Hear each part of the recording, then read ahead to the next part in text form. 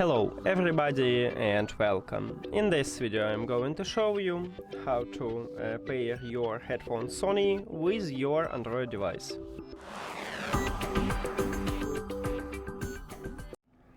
You have to start by open settings and then go to connected devices. Now click pair new device. And after that, you need to locate power button, because we need to turn on and enter prank mode. And of course, your headphone should be turned off.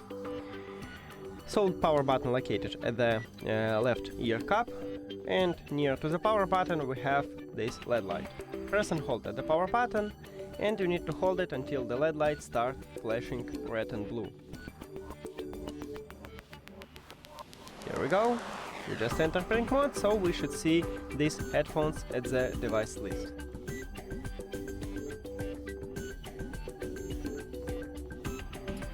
Now, tap on it and then click pair. And we did it! Thank you for watching this video. If you found it helpful, please consider subscribing to the channel and leave the like on the video. See you later!